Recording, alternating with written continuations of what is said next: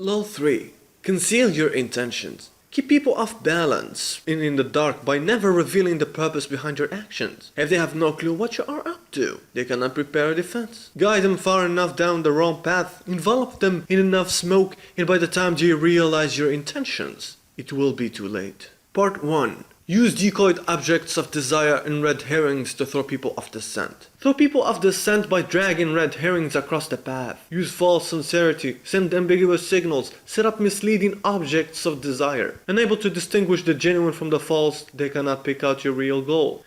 Observance of the law. Back in 1850, Otto von Bismarck, a young deputy in the Prussian parliament, was in a critical point in his life. The major problem of the day was none other than the unification of all the German states such as Prussia into a one mighty German nation. However, Austria, Germany's most powerful enemy, was salivating at the thought of keeping their opponent divided and weak, and thus ready to intervene at the slightest sign of unification. Prince William, the Prussian king's next in line in the parliament, were more than willing to wage war upon Austria, ready to utilize all what's necessary to achieve such a cause. However, Prussia's King Frederick William IV and his closest ministers couldn't be any less enthusiastic about such a mission and were more in favor of peaceful alternatives. Bismarck was a patriot, informal soldier who wanted nothing more than to humiliate Austria in a glamorous war. However, when this war mania was at its highest, Bismarck gave a speech in the parliament that went totally against what he desired and believed. He said, "Woe unto the statesman who makes war without a reason that will still be valid when the war is over. After the war, you will all look differently at these questions. Will you then have the courage to turn to the peasant contemplating the ashes of his farm, to the man who has been crippled, to the father who has lost his children?" Everyone was shocked at Bismarck's talk of the madness of war, his praise of Austria and her actions. That day the world knew that Bismarck was completely against the war. People were confused. That's not the Bismarck they knew. They were expecting a war speech that would make hell itself tremble. But instead they got the opposite. If a war enthusiast was against the idea, maybe people should listen. As a result, several deputies changed their votes, and even the king finally revealed his position, and thus the war was avoided. The king was extremely grateful at such a brave and wise act and made Bismarck a cabinet minister. Few years later, he became the Prussian prime minister. Now, after biding his time and with power in his hands, Prussia's most cunning man led his country into a victorious war against the enemy, achieving his ultimate goal of German unification. Interpretation.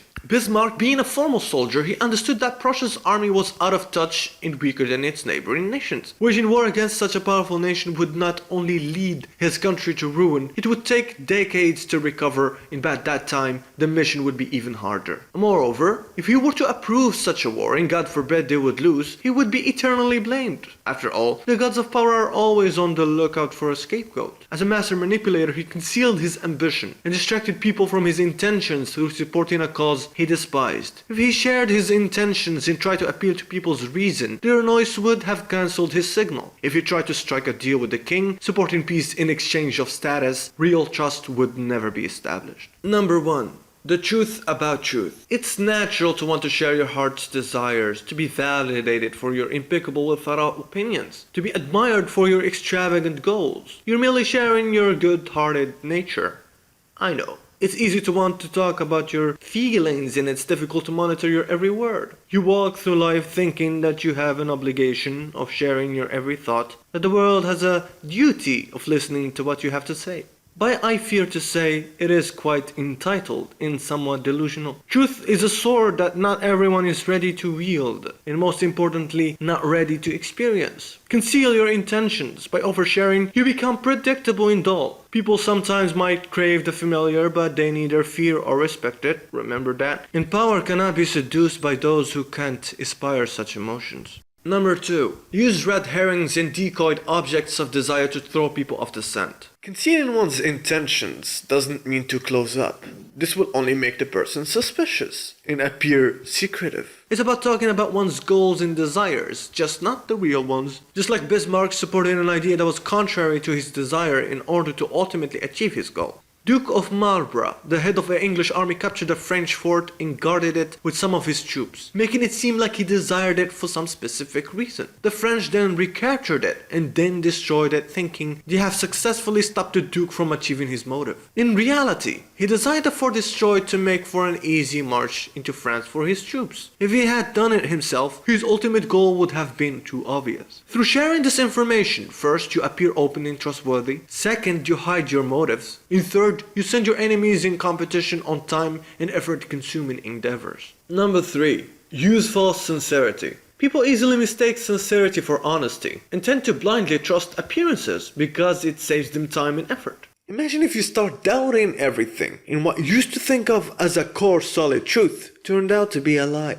It will take you ages to trust something again, and that's a terrifying possibility that most people aren't willing to entertain. Through pretending to believe what you say, your points will seem more convincing. Conviction is the name of the game. If you go too far and show too much compassion, you might arouse suspicion. Another way of appearing sincere is to talk about the importance of honesty. Appear to consider it as a core value. Never lie unless it's necessary. Associating with someone who is honest can be quite effective as well. Understand, the way that con artists hide their dark qualities is through using honesty as a decoy. To appearing honest in one area, they hide their dishonesty in another. News. This channel will move to 2 videos a week, Monday and Thursday. Anyway, this law is one of my favorite laws, and so I dedicate the video to my subscriber S3. Stay tuned for part 2, everyone. It has more clever tricks that you will surely enjoy. Don't forget to leave a like or comment for the YouTube algorithm. Alright, courtiers, see you later.